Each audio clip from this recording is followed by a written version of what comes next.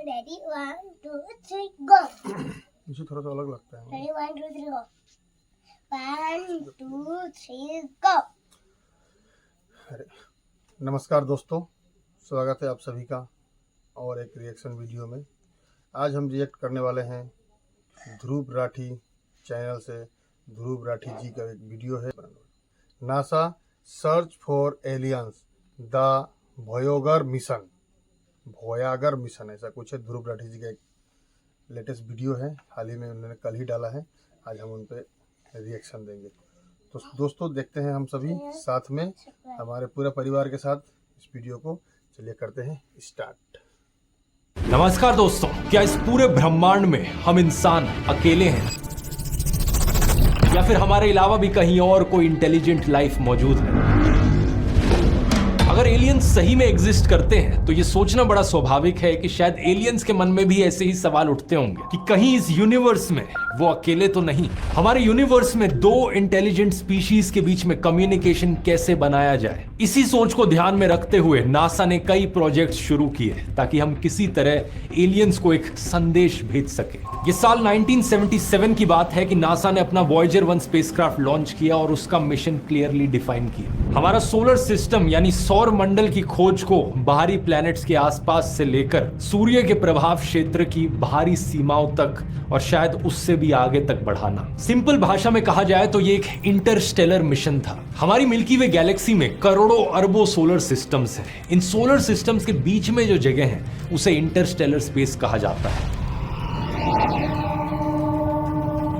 आज के दिन तक नासा ने सिर्फ 5 इंटरस्टेलर स्पेसक्राफ्ट्स लॉन्च किए हैं। इनके नाम है पायनियर 10, पायनियर 11, वॉयेजर 1, वॉयेजर 2 और न्यू होराइजन्स। और इन 5 में से सिर्फ 2 ही एक्चुअली में इंटरस्टेलर स्पेस तक पहुंच पाए हैं, क्योंकि सोलर सिस्टम को छोड़कर जाने में बहुत लंबा समय लगता है। और ये 2 जो छोड़कर जा पाए हैं, ये 2 बड़े खास हैं, वॉयेजर 1 और वॉयेजर 2। इन्होंने सोलर सिस्टम की एक ऐसी सैर लगाई कि हमें जुपिटर, सैटर्न, यूरेनस और नेपट्यून की एक कमाल की फोटोज मिल पाई। आज के दिन तक वॉयेजर 2 इकलौता स्पेसक्राफ्ट है जो यूरेनस और नेपट्यून के पास गया है। और वॉयेजर 1 का सफर तो इतना लंबा रहा है कि ऑफिशियली धरती से सबसे दूर पहुंचने वाला मैनमेड ऑब्जेक्ट बन चुका है। एज ऑफ अक्टूबर 2024 ये 24.7 बिलियन किलोमीटर दूर है धरती से। लेकिन इन दोनों वॉयेजर्स की सबसे दिलचस्प बात तो यही है कि इनमें मौजूद हैं एलियंस के लिए ढेर सारे मैसेजेस, जिनको साथ लिए ये अंतरिक्ष में घूम रहे हैं। ये मैसेजेस जो इस उम्मीद से भेजे गए कि शायद हमारी कभी मुलाकात एलियंस से हो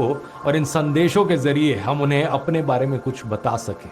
We stepped out of our solar system. Life coach, author of 10 books. Universe. आखिर क्या छिपा है इन पिटारों में? क्या है वो संदेश इंसानों की तरफ से जो नासा एलियंस को बताना चाहती है? आइए जानते हैं वॉयेजर मिशंस की पूरी कहानी आज के इस वीडियो में।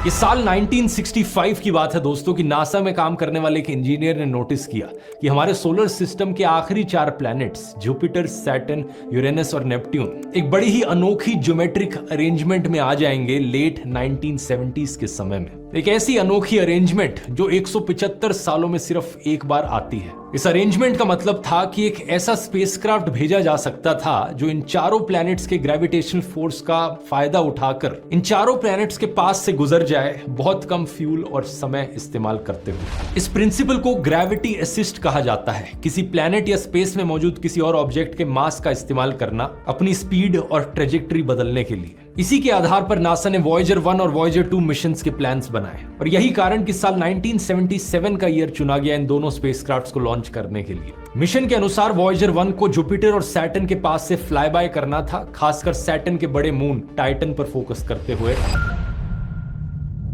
और दूसरी तरफ वॉयेजर 2 को जुपिटर, सैटर्न, यूरेनस, नेपट्यून के पास से गुजरना था। दोनों स्पेसक्राफ्ट्स के डिजाइन की बात करें तो एक दूसरे से काफी सिमिलर थे। दोनों ही 3 radio isotope thermo electric generator द्वारा पावर्ड थे। इनमें कोई सोलर पैनल्स नहीं लगे थे, क्योंकि मार्स जुपिटर को पार करते ही सोलर एनर्जी काफी हद तक यूजलेस हो जाती है। उतनी दूर पहुंचकर सूरज की किरणों में इतनी एनर्जी ही नहीं रह जाती कि उससे कुछ सोलर एनर्जी निकाली जा सके। और इनका मिशन तो सोलर सिस्टम को पार करना था। इसलिए ये जो डिवाइसेज हैं ये प्लूटोनियम एलिमेंट के रेडियो एक्टिव डीके से पावर्ड है। प्लूटोनियम जब डीके होता है तो हीट निकलती है, उस हीट को बिजली में कन्वर्ट करा जा सकता है। यहीं से ही ये नाम आता है radio isotope thermo electric generator. इसके अलावा दोनों स्पेस प्रोब्स में 10 साइंटिफिक इंस्ट्रूमेंट्स लगाए गए थे। इसमें था एक 2 कैमरा इमेजिंग सिस्टम तस्वीरें खींचने के लिए, एक स्पेक्ट्रोमीटर जो हाइड्रोजन की एबंडेंस को मेजर करता, दूसरा स्पेक्ट्रोमीटर जो अंतरिक्ष में अल्ट्रावायलेट एक्टिविटी को मेजर करता, एक मैग्नेटोमीटर जो प्लैनेट्स की मैग्नेटिक फील्ड्स को मापता, एक हाई गेन एंटीना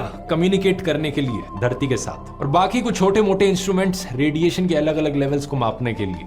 इंटरेस्टिंग चीज यह है कि वॉयेजर 2 का लॉन्च वॉयेजर 1 से पहले किया जाता है। 20 अगस्त 1977 में वॉयेजर 2 लॉन्च होता है और 16 दिन बाद 5 सितंबर 1977 को वॉयेजर 1 का लॉन्च होता है नासा केनेडी स्पेस सेंटर से। जो रास्ता वॉयेजर 1 ने लिया वो ज्यादा छोटा और तेज था वॉयेजर 2 के कंपैरिजन में। तो जुपिटर के पास सबसे पहले वॉयेजर 1 ही पहुंचता है और मार्च 1979 में ये जबरदस्त टाइम लैप्स इसके द्वारा लिया जाता है। ये 66 अलग अलग फोटोज से द्वारा बनाया गया एक टाइम लैप्स है। हर एक तस्वीर जुपिटर के एक रोटेशन पीरियड के बाद ली गई है। लगभग 10 घंटे का समय लगता है जुपिटर को रोटेट करने में। ये पहली बार था कि जुपिटर और जुपिटर के मून्स की इतनी क्लियर कट फोटोज हमें देखने को मिल पाई और यहीं पर डिस्कवरी हुई जुपिटर के रिंग्स की भी। बहुत से लोगों को लगता है कि सिर्फ सैटर्न प्लैनेट के अराउंड रिंग्स मौजूद है, लेकिन रिंग्स जुपिटर के अराउंड भी हैं। हालांकि वो इतने क्लियरली दिखते नहीं है जब तक पास से ना देखो। ये जो जुपिटर प्लैनेट है, इसके मून्स और इसके रिंग्स, इन तीनों कंपोनेंट्स को साथ में मिलाकर जोवियन सिस्टम कहा जाता है। ये जोवियन शब्द Roman God of sky and thunder से आता है, जोव जिसका नाम है, और जोव का ही दूसरा नाम जुपिटर भी है, जहां से इस प्लैनेट का नाम भी पड़ा। अब बात कुछ ऐसी है दोस्तों कि जुपिटर जैसे ही 3 और प्लैनेट्स मौजूद है हमारे सोलर सिस्टम में, सैटर्न, यूरेनस और नेपट्यून। इन सभी प्लैनेट्स पर रिंग मौजूद है, बहुत सारे मून्स मौजूद हैं और ये सारे के सारे गैस जाइंट्स भी हैं ये चारों। यही कारण कि इन चारों प्लैनेट्स को मिलाकर जोवियन प्लैनेट्स कहा जाता है, जुपिटर लाइक प्लैनेट्स। इसी जोवियन सिस्टम की एक्सप्लोरेशन के दौरान वॉयेजर 1 ने जुपिटर के आईओ मून की ऑनगोइंग वोल्केनिक एक्टिविटी की भी खोज करी। यह भी पहली बार था जब इंसानों ने किसी और प्लैनेट पर एक्टिव वोल्केनोस को देखा। वॉयेजर 1 के जुपिटर पहुंचने से पहले हमें लगता था कि जुपिटर के पास 13 अलग अलग मून्स मौजूद हैं, लेकिन इसके आने के बाद पता चला कि 2 और चांद मौजूद हैं। कुछ महीने बाद 9 जुलाई 1979 को वॉयेजर 2 जुपिटर के पास पहुंचा और यह और भी ज्यादा करीब था जुपिटर के। इसके पास आने से एक और नया चांद हमें देखने को मिला, पता चला एक और मून मौजूद है जुपिटर के पास। इन वॉयेजर मिशंस की डिस्कवरीज के कारण जुपिटर के जो मून्स थे वो 13 से बढ़कर 16 हो गए। लेकिन आज के दिन पता है क्या दोस्तों, हम 95 अलग अलग मून्स डिस्कवर कर चुके हैं। सही सुना आपने, 95 अलग अलग चांद जो जुपिटर के चारों तरफ घूम रहे हैं। इसके करीब 1.5 साल बाद 12 नवंबर साल 1980 को वॉयेजर 1 पहुंचता है सैटर्न के पास। इस वक्त तक वॉयेजर 1 की स्पीड इतनी तेज हो गई थी वॉयेजर 2 के मुकाबले कि वॉयेजर 2 को सैटर्न तक पहुंचने में करीब 9 महीने और लगे। सैटर्न पर पहुंचते ही वॉयेजर 1 ने 3 नए मून्स की खोज करी, एटलस, प्रोमेथियस और पैंडोरा। हाँ, ये पैंडोरा नाम वही है जो अवतार फिल्म में एलियन प्लैनेट का नाम रखा जाता है, लेकिन असलियत में ये सैटर्न के एक मून का नाम है। उस समय तक सैटर्न के नोन मून्स की लिस्ट करीब 15 तक थी, लेकिन आज के दिन हमने करीब 146 मून्स की खोज कर ली है सैटर्न के। वॉयेजर 1 ने कई सारे मून्स की फोटोज खींची जो आप स्क्रीन पर देख सकते हैं। इनमें से शायद सबसे इंटरेस्टिंग ये टाइटन मून। धरती के अलावा ये इकलौता ऐसा ऑब्जेक्ट है हमारे सोलर सिस्टम में जिसका हमें क्लियर एविडेंस मिला है कि जहां पर बहुत सारा लिक्विड स्टेट में पानी मौजूद है। यही कारण कि कई सारी साइंस फिक्शन मूवीज इस पर बनी है जिसमें टाइटन को एक ऐसी जगह दिखा रखा है जहां पर या तो एलियंस रहते हो या फिर जहां पर इंसान जाकर रह सके। Titan had become our home. Saturn को पार करने के बाद वॉयेजर 1 और वॉयेजर 2 के रास्ते अलग अलग हो जाते हैं। वॉयेजर 2 जाता है यूरेनस और नेपट्यून की ओर। ये पहला और इकलौता मैनमेड ऑब्जेक्ट बन जाता है इन प्लैनेट्स के पास से गुजरने वाला। साल 1986 में यूरेनस के पास और 1989 में नेपट्यून के पास से गुजरता है और कुछ ये फोटोज हमारे पास आती हैं। वॉयेजर 1 दूसरी तरफ अपनी ट्रेजेक्टरी बदल लेता है और एक्लिप्टिक प्लेन से बाहर चला जाता है। एक्लिप्टिक प्लेन अगर आप नहीं जानते, ये एक इमेजिनरी प्लेन है जिस पर हमारे सोलर सिस्टम के सारे प्लैनेट्स अपने अलग अलग ऑर्बिट्स में सूरज के चक्कर लगाते हैं। इसे अगर आप 3 डायमेंशंस में देखो तो कुछ ऐसा दिखाई देता है ये प्लेन। सारे ही प्लैनेट्स में कुछ छोटे मोटे डिग्रीज का अंतर होता है लेकिन सब एक फ्लैट प्लेन पर लगते हैं ऑलमोस्ट। लेकिन वॉयेजर 1 इस प्लेन से बाहर ऊपर उठकर निकल जाता है। वॉयेजर 1 का प्रोब ग्रेविटी असिस्ट की मदद से से बहुत तेज स्पीड पकड़ लेता है। आज के दिन ये अंतरिक्ष में उड़ रहा है 60,000 किलोमीटर पर आवर की ज्यादा स्पीड से। इस डायग्राम में आप देख सकते हो रफली वॉयेजर 1 और वॉयेजर 2 आज के दिन कहां पर मौजूद है। 1 जनवरी साल 1990 को वॉयेजर के इंटरस्टेलर मिशन की शुरुआत होती है। ऑफिशियल मिशन सन के इन्फ्लुएंस से बाहर निकलने का। अगले ही महीने वैलेंटाइंस डे के दिन 14 फरवरी साल 1990 को वॉयेजर 1 के द्वारा एक बड़ी मशहूर फोटो ली जाती है, द पेल ब्लू डॉट। ये फोटो जिसमें वॉयेजर 1 धरती से करीब 6 बिलियन किलोमीटर दूर है और हमारी धरती इसमें सिर्फ एक छोटी सी ब्लू कलर की डॉट की तरह दिखाई दे रही है। इसी पर्सपेक्टिव से वॉयेजर 1 के कैमरा ने एक सेल्फी भी ली हमारे इनर सोलर सिस्टम की, एक फैमिली पोर्ट्रेट जिसमें वीनस, अर्थ, जुपिटर, सैटर्न, यूरेनस और नेपट्यून सब शामिल थे। अगर आप सोच रहे हो इसमें मरकरी और मार्स कहां गए, तो वो इसलिए दिखाई नहीं दे रहे क्योंकि सन की रिफ्लेक्शन इतनी ज्यादा पड़ रही थी कि वो उसमें गायब से हो गए। और प्लूटो बेचारा आज के दिन प्लेनेट तो वैसे ही नहीं है, उसकी कोई परवाह नहीं करता, लेकिन इस फोटो के लिए भी वो बहुत छोटा था इसलिए दिखाई नहीं दे रहा। मैं क्या करूं फिर, जॉब छोड़ दूं? ये आखिरी कुछ फोटोज खींचने के बाद वॉयेजर 1 के कैमरास को बंद कर दिया जाता है ताकि पावर और मेमोरी दोनों बचाई जा सके। और एक्चुअली इसके बाद कुछ था भी नहीं जिसकी तस्वीर इतने अंधेरे में खींची जा सके। वॉयेजर 1 सीधा आगे बढ़ रहा था इंटरस्टेलर स्पेस के अंधेरे की ओर। इसके बाद सालों तक वॉयेजर 1 का कोई नया अपडेट नहीं आया। साल 1998 में एक छोटा सा अपडेट बताया जाता है कि ये धरती से सबसे दूर पहुंचने वाला मैन मेड ऑब्जेक्ट बन गया है। फिर साल 2004 में बताया जाता है कि वॉयेजर 1 ने टर्मिनेशन शॉक पार कर लिया है। ये एक ऐसा पॉइंट होता है हमारे सोलर सिस्टम की एज पर जहां सोलर विंड अचानक से धीमी हो जाती है। आप पूछोगे ये सोलर विंड क्या चीज है? ये असल में सूरज से आने वाले चार्ज्ड पार्टिकल्स होते हैं। ये सोलर सिस्टम के चारों ओर एक बबल सा बना देते हैं। इस बबल को हीलियोस्फीयर कहा जाता है और ये हीलियोस्फीयर हमें इंटरस्टेलर रेडिएशन से बचाता है। जब हम हीलियोस्फीयर की आउटर बाउंड्री हीलियोपॉज के करीब पहुंचते हैं तो सोलर विंड और कमजोर हो जाती है। इस डायग्राम को देखकर आप बेहतर समझ सकते हो। शुरुआत में है हमारे प्लैनेट सारे, नेपट्यून के बाद एक कुइपर बेल्ट आती है जहां से कई सारे कॉमेट्स निकल कर आते हैं। इसकी बात मैंने एस्ट्रॉइड वाले वीडियो में करी थी। यहीं से ही लगभग शुरू हो जाता है टर्मिनेशन शॉक का रीजन, जिसके बाद आती है हीलियोपॉज की बाउंड्री। हीलियोपॉज के आने के बाद कई सारे डायग्राम्स में एक बो शॉक का रीजन दिखाया जाता है इंटरस्टेलर स्पेस आने से पहले।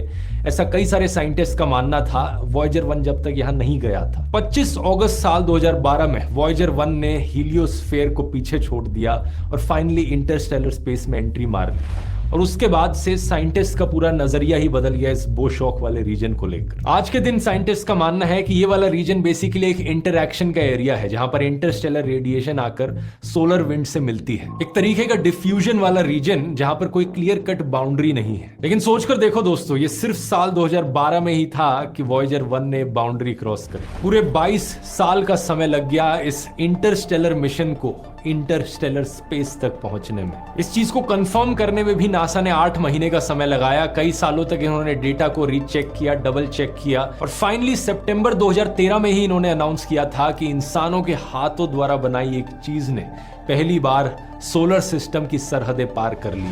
ये डेटा साइंस का ही कमाल है कि स्पेस एक्सप्लोरेशन की इस फील्ड में हम इतनी सारी चीजों को बेहतर समझ पाए हैं। लेकिन सिर्फ स्पेस एक्सप्लोरेशन ही नहीं, डेटा साइंस आज के दिन one of the most lucrative careers बन चुका है इस दुनिया में। इसका इस्तेमाल ऑलमोस्ट हर एक इंडस्ट्री में किया जाता है। Automobile, finance, media, health care. अगर आप अपने आप को इसमें अपस्किल करना चाहते हो और इस डायनामिक फील्ड में एंटर करना चाहते हो तो आज के वीडियो के स्पॉन्सर Scalar.com आपको एक सोल्यूशन ऑफर करते हैं। स्केलर एक ऑनलाइन टेक लर्निंग प्लेटफॉर्म है जो प्रोग्राम्स प्रोवाइड करता है सॉफ्टवेयर डेवलपमेंट, डेटा साइंस और मशीन लर्निंग में। टॉप टेक कंपनीज के इंडस्ट्री एक्सपर्ट्स यहां पर लर्नर्स को मेंटर करते हैं। स्केलर ने अब तक 15,000 लर्नर्स के करियर ट्रांसफॉर्मेशन में हेल्प की है और आप उन स्टूडेंट्स की सक्सेस स्टोरीज इस सेक्शन में देख सकते हो। और 100 से भी ज्यादा कैपस्टोन प्रोजेक्ट्स का एक्सेस मिलता है जो आपको इंडस्ट्री रेडी बनाने में हेल्प करेंगे। स्केलर ने Google, Meta, Flipkart, Amazon, Myntra जैसी 900 से ज्यादा कंपनीज के साथ प्लेसमेंट पार्टनरशिप की है, जिसके थ्रू वो अपने लर्नर्स को प्लेसमेंट असिस्ट प्रोवाइड करते हैं। इनका एक इजी EMI ऑप्शन भी है 2 साल के लिए 0% इंटरेस्ट के साथ। तो अगर आपको लगता है कि स्केलर आपके करियर को बूस्ट करने में आपकी मदद कर सकता है तो इनकी वेबसाइट का लिंक नीचे डिस्क्रिप्शन में मिल जाएगा। उसी लिंक का इस्तेमाल करके आप एक फ्री लाइव मास्टर क्लास के लिए साइन अप कर सकते हैं जिसमें मल्टीपल टॉपिक्स पे मास्टर क्लासेस ऑर्गेनाइज होती हैं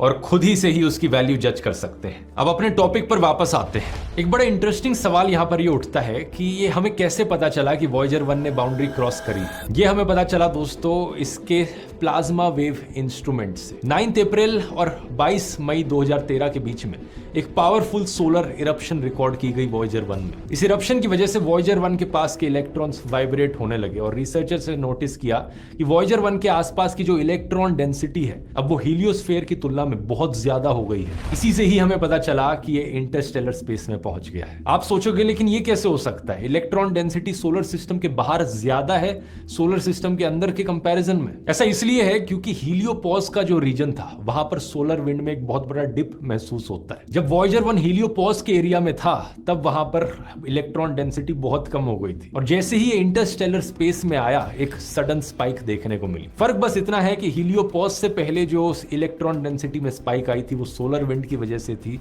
और हीलियोपॉज के बाद जो स्पाइक आई इलेक्ट्रॉन डेंसिटी में ये इंटरस्टेलर विंड की वजह से थी। ये सारी चीजें हमें पता चल पा रही थी इस हाई गेन एंटीना की मदद से। सारी फोटोज, सारे इंस्ट्रूमेंट्स की फाइंडिंग, सारी मिशन क्रिटिकल जानकारी सब की सब इस एंटीना के जरिए ट्रांसमिट हो रही थी और धरती पर रिसीव की जा रही थी नासा के 3 डीप स्पेस नेटवर्क स्टेशंस के द्वारा। ये डीप स्पेस नेटवर्क स्टेशंस भी अपने आप में बड़ी कमाल की चीजें हैं। धरती के 3 कोनों में मौजूद है, कैलिफोर्निया, मैड्रिड और ऑस्ट्रेलिया में कैनबरा। ये तीनों लोकेशंस जैसा कि आप इस एनिमेशन में देख सकते हो धरती का ज्यादा से ज्यादा एरिया कवर करती हैं। अगर आप मेरे व्लॉग चैनल को देखते हो तो शायद आपको याद हो मैंने ऑस्ट्रेलिया में मौजूद इस डीप स्पेस नेटवर्क स्टेशन का एक टूर कराया था इस वाले व्लॉग में। अगर आपने नहीं देखा इसका लिंक नीचे डिस्क्रिप्शन में। जब रिसर्चर्स को ये सारा डेटा मिला तो उन्होंने इसे बैक ट्रैक किया और देखा कि वॉयेजर 1 ने एग्जैक्टली कौन से दिन इंटरस्टेलर स्पेस में एंटर किया था और तब ये 25 अगस्त 2012 की डेट कंफर्म हुई। और ये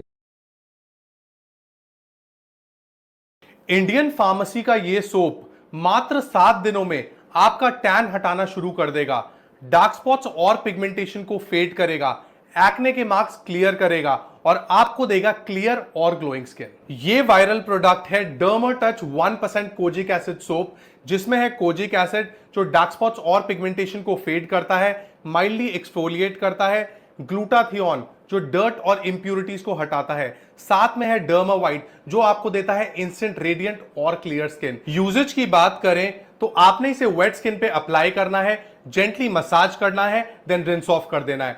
आप इसे डेली यूज कर सकते हो फॉर अमेजिंग रिजल्ट्स। ये परफेक्ट रहेगा for all skin types. Skin को ब्राइट करने के साथ साथ पूरी केयर भी करेगा मात्र 150 रुपए में। सेफ भी है, टेस्टेड भी।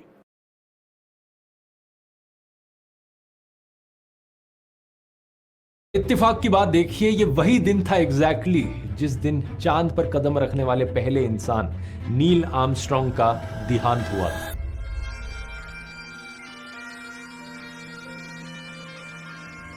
अच्छा, ये सारी बात तो हुई वॉयेजर 1 की। यहां पर वॉयेजर 2 का क्या हुआ? वॉयेजर 2 ने भी इंटरस्टेलर स्पेस में एंट्री मारी करीब 6 साल बाद 5 नवंबर साल 2018 में। सिर्फ 2 स्पेस प्रोब्स जो आज के दिन तक ऐसा कर पाए हैं। इन दोनों के अंदर मौजूद है एलियंस के लिए कुछ संदेश। अब भले ही इन दोनों वॉयेजर मिशंस ने कई सारे रिकॉर्ड्स तोड़े हों, लेकिन एलियंस को संदेश भेजने के प्रयास में ये पहले स्पेसक्राफ्ट्स नहीं थे। इससे पहले पायनियर 10 और पायनियर 11 ने भी ये कोशिश करी थी। एक्चुअली में जो मैसेजेस वॉयेजर्स में भेजे गए हैं एलियंस के लिए, वही मैसेजेस पहले पायनियर 10 और 11 में भेजे गए थे। बस फर्क ये है कि वॉयेजर्स में नई टेक्नोलॉजी का इस्तेमाल करके और ज्यादा डिटेलिंग के साथ उन मैसेजेस को भेजा गया है। पायनियर प्लेट एक छोटी सी गोल्ड एनोडाइज्ड एल्यूमिनियम की प्लेट है जो पायनियर्स 10 और 11 के स्पेसक्राफ्ट पर लगाई गई थी। इस पर लिखी गई चीजें एलियंस को हमारी प्लैनेट अर्थ के बारे में बताती हैं। नासा ने इसे अ मार्क ऑफ मैन कहा है। ये प्लेट सिर्फ 15 से 23 सेंटीमीटर की है, लेकिन इस पर 5 इनग्रेव्ड डायग्राम्स हैं। ये गैलेक्सी में हमारी लोकेशन के बारे में जानकारी देती है। बीच में एक रेडियल डायग्राम है जो असल में एक मैप है। इस मैप में हमारी सूरज की पोजीशन को 14 पल्सर्स के रिलेशन में दिखाया गया है। पल्सर्स जो है वो डीजेनरेटेड स्टार्स होते हैं जो तेजी से घूमते हैं और रेगुलर पल्सेस एमिट करते हैं। बेसिकली इस नक्शे को समझने के लिए इंटेलिजेंस लेवल इतना होना चाहिए कि ये सारी नॉलेज पहले से पता हो एलियंस को। फ्लैग के निचले हिस्से में सोलर सिस्टम के प्लैनेट्स को दिखाया गया है और सबसे लेफ्ट में सूरज है, उसके बाद सारे प्लैनेट्स आते हैं। एक एरो बना हुआ है यहाँ पर जो तीसरे प्लैनेट की तरफ पॉइंट आउट करता है कि ये वो प्लैनेट है जहां से स्पेसक्राफ्ट निकल कर आया है। इसके मिडल राइट हिस्से में एक स्पेसक्राफ्ट का सिलुएट दिखाया गया है और साथ ही साथ यहाँ आप देख सकते हो एक ड्राइंग एक पुरुष और एक महिला की। बेसिकली ये दिखाने की कोशिश करी गई है कि हम इंसान ऐसे दिखते हैं जिन्होंने इस स्पेसक्राफ्ट को बनाया है। नासा ने कहा है ये इंटरस्टेलर स्लैब दर्शाता है कि मानव जाति के पास मानव विकास के युग की भौतिक समस्याओं से परे एक स्पिरिचुअल इंसाइट है। मोटे मोटे तौर पर देखा जाए तो ये शीट काफी बेसिक सी है, ज्यादा कुछ पता नहीं चलेगा एलियंस को अगर इसे देखा तो। इसलिए वॉयजर्स मिशंस में जो चीजें भेजी गई वो इससे कहीं ज्यादा डिटेल्ड थी। वॉयजर्स के साथ भेजे गए मैसेजेस असल में 12 इंच की गोल्ड प्लेटेड कॉपर डिस्क्स और फोनोग्राफ रिकॉर्ड्स हैं। इनमें आवाजें और इमेजेस दोनों शामिल हैं। ऐसे 2 रिकॉर्ड्स हैं, वॉयजर 1 और वॉयजर 2 दोनों पर भेजे गए हैं। आइए थोड़ा डिटेल में देखते हैं कि इनमें क्या है। फोनोग्राफ जो है, इसे ग्रामोफोन भी कहा जाता है, ये कुछ ऐसा दिखता है। ये फ्लैट डिस्क्स होती हैं जिनमें साउंड्स को स्टोर किया जा सकता है। ये एक जमाने में काफी पॉपुलर हुआ करते थे और 1970s के जमाने में काफी पॉपुलर होते थे जब वॉयजर्स को बनाया जा रहा था। इन डिस्क्स पर ग्रूव्स एक स्पाइरल पैटर्न में अरेंज्ड होते हैं जिनमें साउंड वेव्स इनकोडेड होती हैं। जब एक सुई इन ग्रूव्स के साथ लगकर चलाई जाती है तो वाइब्रेशंस निकलती हैं जो साउंड बॉक्स तक पहुंचती हैं। यहाँ पर एक मेम्ब्रेन होता है जिसके वाइब्रेट होने पर इन डिस्क्स में रिकॉर्ड की गई साउंड वेव्स दोबारा से आप सुन सकते हो। अक्सर इन साउंड वेव्स को एक हॉर्न के जरिए और ज्यादा एम्पलीफाई किया जाता है ताकि लाउडली और क्लियरली आवाज सुनाई जा सके। आज के दिन हमारे पास टर्न टेबल्स और रिकॉर्ड प्लेयर्स हैं जो इसी कॉन्सेप्ट पर काम करते हैं, लेकिन टेक्नोलॉजी अलग है। आज के दिन सुई से होने वाली वाइब्रेशंस को इलेक्ट्रिकल सिग्नल्स में पहले कन्वर्ट किया जाता है और फिर साउंड को एम्पलीफाई किया जाता है। यहां पर ऐसा नहीं किया जा रहा है। ये जो रिकॉर्ड इसमें भेजा गया है वॉयजर्स में, इसे गोल्डन रिकॉर्ड का नाम दिया गया है। इस रिकॉर्ड के कंटेंट्स को 4 अलग अलग सेक्शंस में डिवाइड किया गया है। पहला सेक्शन है scenes from the earth. 115 images और डायग्राम्स जो हमारे प्लैनेट और हमारे प्लैनेट्स पर मौजूद स्पीशीज के बारे में बताते हैं, जिसमें बेसिक मैथमेटिकल, केमिकल और फिजिकल डेफिनेशंस भी मौजूद हैं। दूसरी है ग्रीटिंग्स फ्रॉम द अर्थ। 55 अलग अलग भाषाओं में इंसानों के द्वारा बोली गई ग्रीटिंग्स। साथ में प्रिंटेड मैसेज भी है जो अमेरिकन प्रेसिडेंट जिमी कार्टर और उस वक्त के यूनाइटेड नेशंस के सेक्रेटरी जनरल कर्ट वाल्डहाइम ने लिखा था। वो अलग बात है कि इसे समझने के लिए एलियंस को इंग्लिश आनी जरूरी है।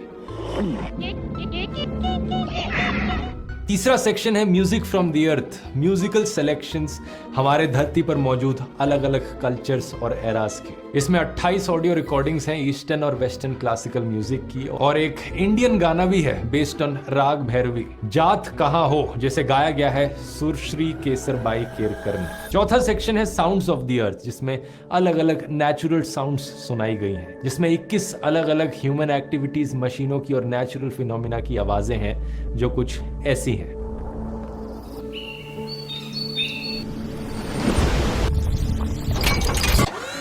अब जाहिर सी बात है, एलियंस को अगर ये आवाजें सुननी है तो उन्हें इस फोनोग्राफ को ऑपरेट करना आना चाहिए, और इसी के लिए नासा के साइंटिस्ट ने इंस्ट्रक्शंस भी रखी हैं इन डब्बों के अंदर। अब अच्छी खबर यह है कि उन्होंने इन इंस्ट्रक्शंस को किसी इंग्लिश या हिंदी भाषा में नहीं लिखा, क्योंकि ऑब्वियसली क्या चांस है कि एलियंस को हमारी भाषा समझ में आएगी। लेकिन बुरी खबर यह है कि उन्होंने इन इंस्ट्रक्शंस को डायग्राम्स के फॉर्म में दर्शाया गया है। और बुरी खबर मैं क्यों कह रहा हूं, क्योंकि जरा इस डायग्राम को देखो आप। एलियंस का तो भूल ही जाओ, आप खुद ही देखो इस डायग्राम को और बताओ इन इंस्ट्रक्शंस को देखकर, इन डायग्राम्स को देखकर क्या आप समझ पा रहे हो कि फोनोग्राफ की मशीन को कैसे ऑपरेट करना है। मेरी राय में आज के दिन के 90% इंसान भी इन इंस्ट्रक्शंस को नहीं समझ पाएंगे, तो हम कैसे एक्सपेक्ट कर सकते हैं कि एलियंस इन डायग्राम्स को देखकर समझ पाए कैसे ऑपरेट करना है इस मशीन को। इन डायग्राम्स की थोड़ी इंग्लिश ट्रांसलेशन आप स्क्रीन पर देख सकते हो कि एक्चुअली में किस डायग्राम का क्या मतलब है। फोनोग्राफ को ऑपरेट करना वैसे कोई इतना मुश्किल काम नहीं है। एलियंस को बस ये समझना होगा कि कैसे हम इस डिस्क को लें, इस डिस्क को यहां डालें और इसके ऊपर ये सुई लगा दें। लेकिन सबसे मुश्किल काम होगा इन फोटोज को एक्चुअली में देख पाना। ये सभी फोटोज जो आपने अभी स्क्रीन पर देखी इस गोल्डन रिकॉर्ड में मौजूद हैं। साल 1977 में ऐसी कोई टेक्नोलॉजी नहीं होती थी जो एनालॉग डिस्क पर इमेजेस को जेपेग जैसे फॉर्मेट्स में स्टोर कर सके। वॉयजर के कंप्यूटर सिस्टम्स सिर्फ 69 किलोबाइट्स की जानकारी ही स्टोर कर सकते थे।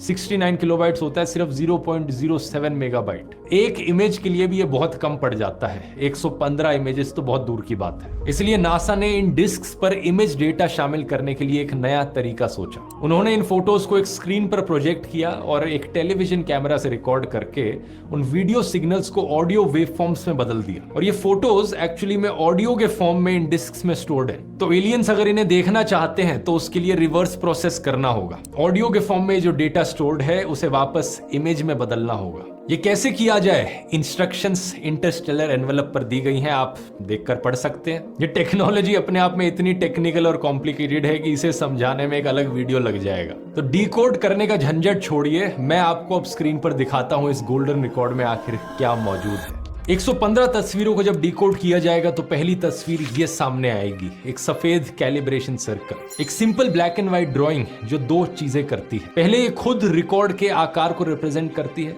और ये अपने आप में एक सिग्नल भी है कि डिकोडिंग सही तरीके से हुई है। इसके बाद आएंगी फोटोज बेसिक मैथमेटिकल कॉन्सेप्ट्स की, फिजिकल यूनिट्स, क्वांटिटीज, डेफिनेशंस। फिर दो सोलर सिस्टम पैरामीटर्स के डायग्राम्स आते हैं जो सन और तब के 9 प्लैनेट्स को दिखाते हैं। इस डायग्राम के बाद सोलर सिस्टम के कई सारे ऑब्जेक्ट्स की इंडिविजुअल फोटोज दिखाई जाती हैं, मरकरी, मार्स, अर्थ और जुपिटर। कुछ इमेजेस में एक्सप्लेनेटरी सिंबल्स जैसे कि मैथमेटिकल डेफिनेशंस या केमिकल फॉर्मूलाज भी शामिल हैं। उदाहरण के लिए ये फोटोग्राफ जिसका टाइटल है Egypt, Red Sea, Sinai Peninsula and the Nile. Earth atmosphere की कॉम्पोजिशन बताई गई है। तस्वीर के ऊपर की ओर टैग दिखता है कि हमारी एटमॉस्फेयर में नाइट्रोजन 78% है, N2 78/100। यहाँ कुछ केमिकल एलिमेंट्स के मॉडल्स भी शामिल हैं जैसे कि हाइड्रोजन, कार्बन, नाइट्रोजन, ऑक्सीजन और फास्फोरस। ये केमिकल एलिमेंट्स जीवन के आधार, लाइफ के फंडामेंटल ब्लॉक्स को दर्शाते हैं। डीएनए स्ट्रक्चर्स की भी दो तस्वीरें हैं, जेनेटिक इंफॉर्मेशन की ट्रांसमिशन को भी समझाती है। एक ऐसी चीज जो सभी लिविंग थिंग्स में मौजूद है। एक तस्वीर माइक्रोस्कोपिक डिटेल्स में सेल्स और उनके डिवीजन को भी दिखाती है। इसके बाद की 20 इमेजेस इंसानों की लाइफ को दर्शाती हैं। यहाँ कुछ इमेजेस ऐसी भी हैं जो इंसानों की काबिलियत को दर्शाती हैं, कैसे मुंह का इस्तेमाल चाटने, खाने और पीने के लिए किया जाता है। साथ ही साथ एक फोटो यहाँ पर ग्रेट वॉल ऑफ चाइना और ताजमहल की भी है। इंटरेस्टिंग चीज ये है कि कोई भी तस्वीर यहाँ पर इंसानों के नेगेटिव एस्पेक्ट को नहीं दर्शाती। कोई कॉन्फ्लिक्ट या वर्ल्ड वॉर या किसी भी वॉर जैसी चीज का कोई जिक्र नहीं किया गया है। एक बहुत ही होपफुल और पॉजिटिव साइड इंसानियत की दर्शाई गई है इन तस्वीरों में। मानवता का एक आइडियल वर्जन, जैसा कार्ल सेगन ने 1978 की अपनी किताब murmurs of earth the Voyager Interstellar record में एक्सप्लेन किया। सबसे बड़ा सवाल तो यहाँ पर यही उठता है कि क्या कोई भी वॉयेजर स्पेसक्राफ्ट कभी किसी एलियन तक पहुंच पाएगा, और अगर ये किसी एलियन स्पीशीज तक पहुंच भी गया, क्या उस एलियन की स्पीशीज के पास इतना इंटेलिजेंस लेवल होगा इस चीज को डिकोड करने के लिए या नहीं होगा? आपकी क्या राय है यहाँ पर नीचे कमेंट्स में लिखकर बता सकते हैं। अभी के लिए वॉयेजर 1 का स्पेसक्राफ्ट 61,198 किलोमीटर पर आवर की स्पीड से तेज दौड़े जा रहा है, धरती से लगभग 2500 करोड़ किलोमीटर दूर इंटरस्टेलर स्पेस की गहराइयों में। अनफॉर्चुनेट चीज ये है कि ये ज्यादा दिन तक और चलने वाला नहीं है। इसकी पावर सप्लाई धीरे धीरे खत्म हो रही है और साइंटिस्ट का एस्टिमेट है कि 2025 में ही इसकी पावर सप्लाई पूरी तरीके से खत्म हो सकती है। इससे हमारा कम्युनिकेशन जरूर खत्म हो सकता है, लेकिन इसके अंदर मौजूद गोल्डन रिकॉर्ड हमेशा के लिए शायद प्रिजर्व्ड रहेगा। स्केलर का लिंक नीचे डिस्क्रिप्शन में मिल जाएगा। और ये वीडियो अगर पसंद आया दोस्तों तो एलियंस पर मैंने एक और वीडियो बनाया इससे पहले, एरिया 51 के ऊपर। आखिर क्या राज है एरिया 51 के पीछे, यहाँ क्लिक करके देख। बहुत ही अच्छा वीडियो है, बहुत ही नॉलेजफुल। बहुत समय लगता होगा उनको बनाने में, वीडियो रिसर्च करके देख के बनाने में। बहुत सुंदर वीडियो है, अगर ध्यान से देखा जाए। इसका तो पसीना पसीना निकल गया देख के। कुछ समझ में आया? कैसा लगा? अगर बताओ एलियन धरती पर जाएगा तो क्या करेगा? तुम क्या करेगा? हम धरती पे एलियन आ जाए तो क्या करेगा? इसके पास तो जवाब नहीं है। वीडियो देखकर लग रहा है शौक में, रिस्पेक्ट से ज़्यादा देख लिया है। दोस्तों बहुत ही अच्छा वीडियो है, आप लोग भी देखिए। नीचे लिंक भी है इस वीडियो का, वहाँ पे भी जाकर देख सकते हैं। आप यहाँ पे भी देख सकते हैं। उनके चैनल को भी सब्सक्राइब कीजिए, मेरे चैनल को भी सब्सक्राइब कीजिए। धन्यवाद दोस्तों।